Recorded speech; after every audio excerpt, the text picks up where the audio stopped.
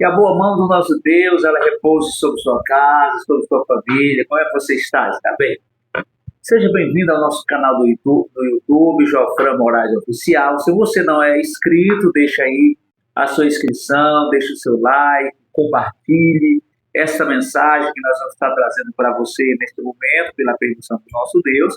E quero levá-lo a um texto da Bíblia Sagrada muito conhecido, o Evangelho segundo escreveu irmão Marcos, capítulo 6, e o versículo é o versículo de número 30, que diz assim o texto sagrado. Ora, os apóstolos juntaram-se a Jesus e contaram-lhe tudo o que tinha feito e ensinado.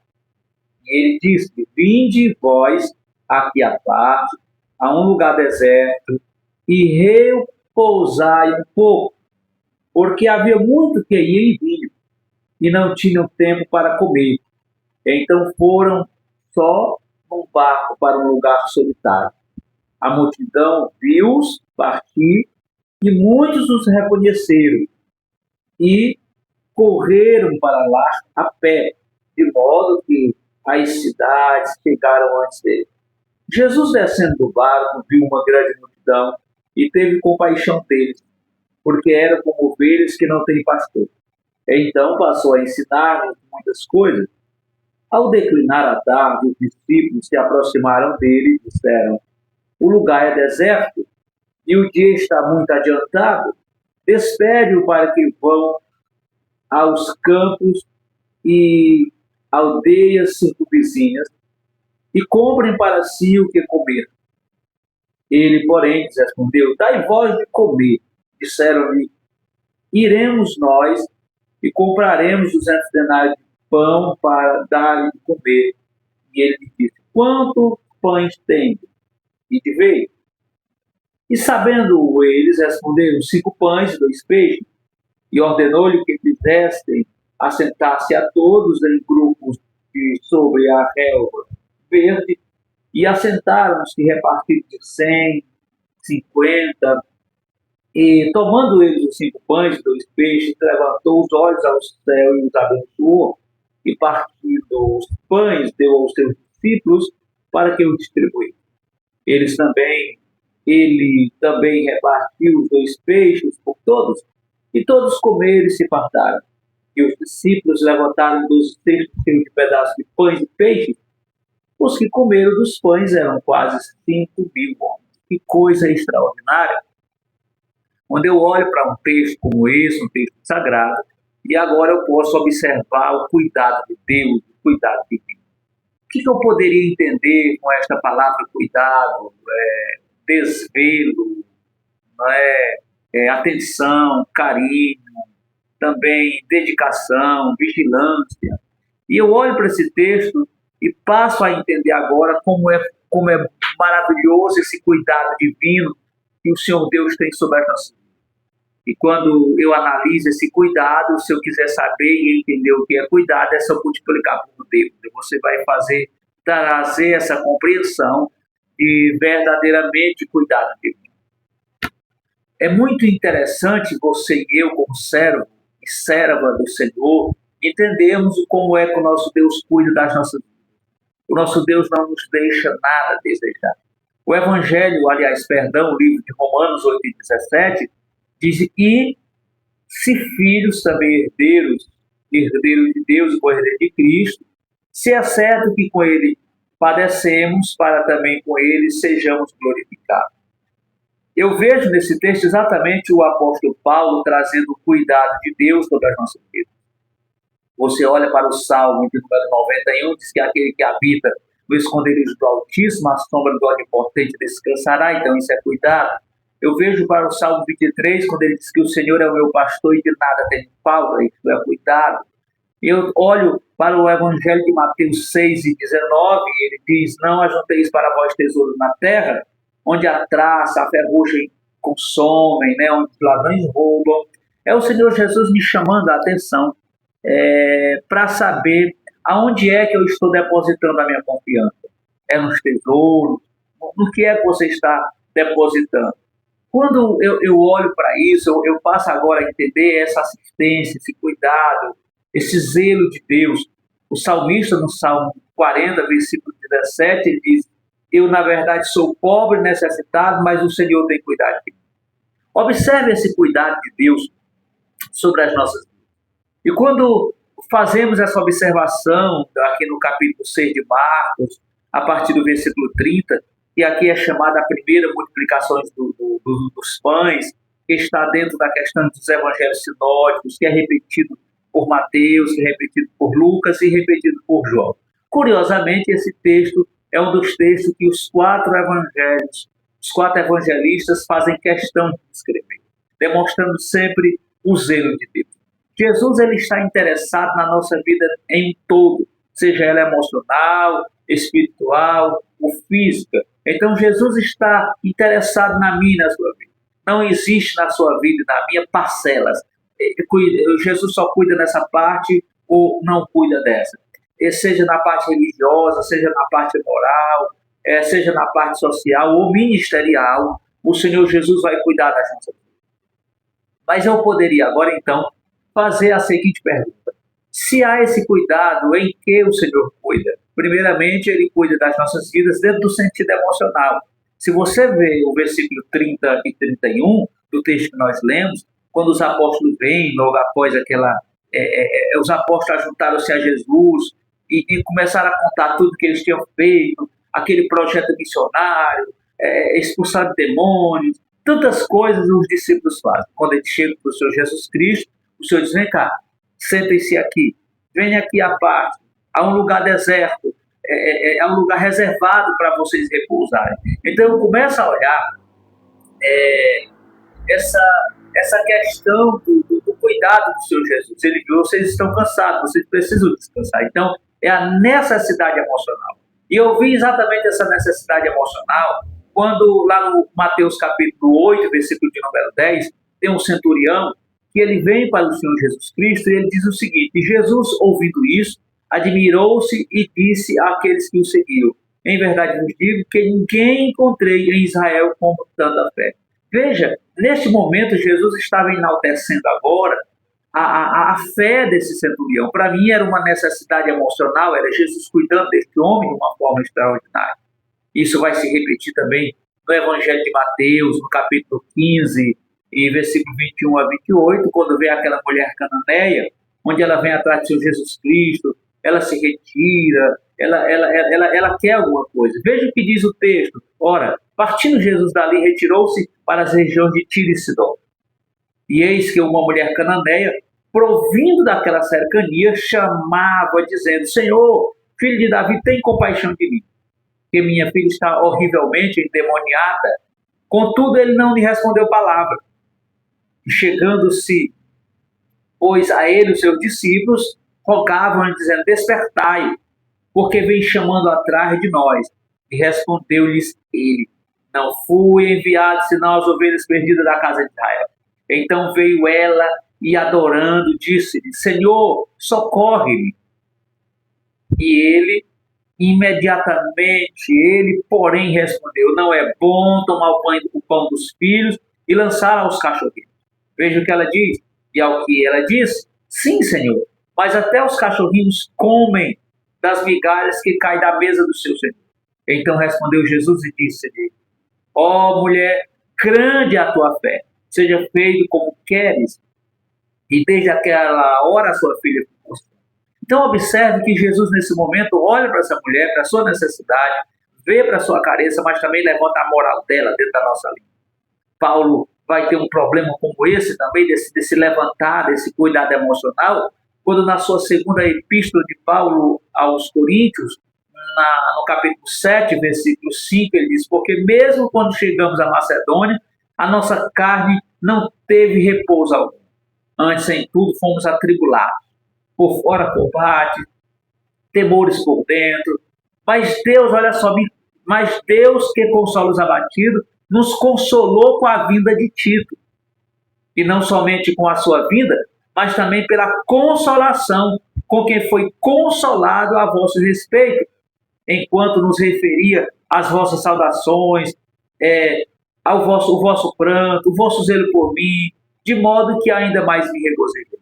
Paulo, então, está numa questão e de repente alguém chega, Paulo, olha só, deixa eu dizer um negócio para você, os irmãos da Macedônia estão sentindo tua falta, os irmãos da Macedônia estão alegres com a mensagem, os irmãos da Macedônia ficaram felizes com a sua visita. Então, nesse momento, nós observamos o cuidado emocional de Deus.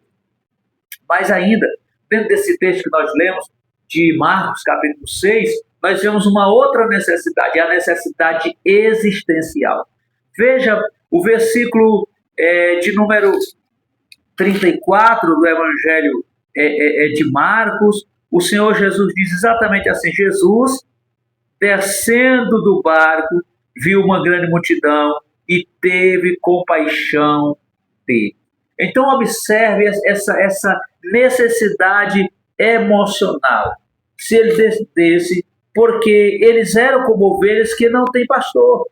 Então, passou a ensinar aquelas pessoas muitas coisas. O homem precisa de direção para a sua vida. Precisa de alguém que possa dar sentido à sua existência. Observe o cuidado de Jesus aqui, quando o Senhor Jesus imediatamente ele olha para essa lateral, observa um grupo de pessoas que estão carecendo, precisando de alguma coisa, necessidade existencial, como alguém sem pastor, como alguém sem orientação, como alguém precisando de uma intervenção divina. Mas ainda dentro desse versículo 34, também aquela necessidade de afirmação, porque ele precisava da direção, o Senhor Jesus vai dar, mas ele precisava de uma necessidade de afirmação. Jesus olha para a multidão não como um grupo coletivo, mas como algo individual. E esse é o nosso problema como pessoas, como líderes, olhar para as coisas na sua coletividade, mas também temos que olhar na sua individualidade. Se você lembrar bem do Evangelho de Mateus, no capítulo 5, quando Jesus vai dar o Sermão do Monte, que ele sobe e no monte, ele olha para a multidão, abre a boca, começa a ensinar. Jesus olhou ali para a coletividade, mas aqui Jesus também olha para a coletividade e olha para a individualidade. Isso aqui é exatamente a necessidade de afirmação. Mas eu vejo aqui uma outra questão muito importante, a necessidade material. Veja o versículo 35. Ao declinar a tarde, os seus discípulos se aproximaram dele e disseram: o lugar é deserto, o dia está muito adiantado. E aí, quem vai dizer isso aqui são os discípulos. Despede-os para que vão aos campos de aldeias vizinhas e comprem para si o que comer. Aí veja, ele, Jesus, porém, responde e disse: dai vocês a essas pessoas o que eles comerem. E disseram eles, os discípulos: iremos nós e compraremos 200 denários de pão para lhes dar de comer. E ele disse: quantos pães vocês têm? Vão observar. E sabendo ele, responderam: 5 pães e 2 peixes. Os discípulos sabiam o que tinha, só não sabiam o que fazer, porque o que tinha era pouco para tanta gente. Mas quando você tem e é pouco, não se preocupe, que aquele que você serve é o Deus que multiplica. Jesus não negou o suprimento. Por mais feliz que aquelas pessoas estivessem, eles tinham a sua necessidade, a sua carência material. Eles precisavam de um socorro. Tem hora, meus irmãos e amados irmãos e irmãs, que nós não estamos precisando de uma cesta, nós estamos precisando de uma palavra. Mas tem que hora que nós não estamos precisando de uma palavra, nós estamos precisando de uma ajuda. E Jesus soube identificar exatamente por essa necessidade material. E eu olhando para esse texto, eu vejo aqui não só essa questão dessa necessidade, vamos dizer, existencial, necessidade de afirmação, necessidade material, mas a necessidade de agrupamento. O versículo 40 do capítulo 6, ele diz assim, assentaram-se repartido de 100 em 100 e de 50 em 50. Isso aqui chama-se necessidade de agrupamento. Você é um ser social, meu querido. Você não pode se isolar. Vez ou outra você recebe o espírito de Elias que quer entrar na caverna. Vez ou outra você recebe o espírito de Jonas, né? Quer fugir, mas se Deus tem uma obra na sua vida, você vai fazer a obra, como diz o irmão, nem que seja fedendo a peixe, mas você vai. Não se esconda dos projetos, há uma necessidade de agrupamento na sua vida. Então, o homem é um ser social, e ele não foi feito para ser um eremita, solitário, mas ele precisa da sociedade. Nós precisamos uns dos outros.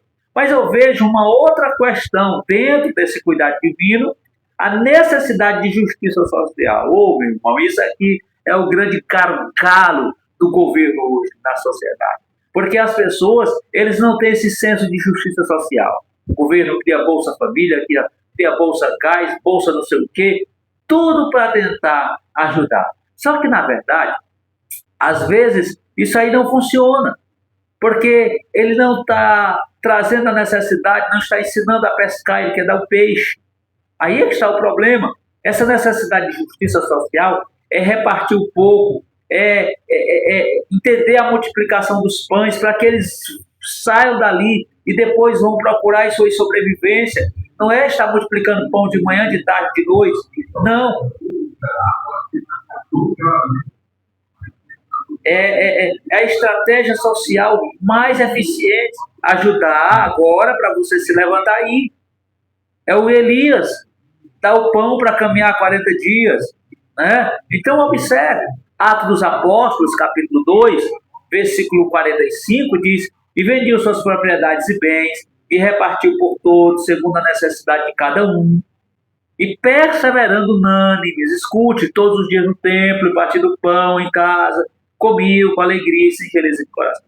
Então eu vejo aqui, nesse texto de Atos, também como no versículo 41 de João, de Marcos capítulo 6, exatamente esse cuidado, essa necessidade da justiça social. Não é aquela necessidade de tirar do pobre para dar ao rico. Isso é expressão comunista. Mas é você dar ao outro que ele necessita, mas dizer, não, você precisa trabalhar, você precisa se sustentar, até porque isso é bíblico.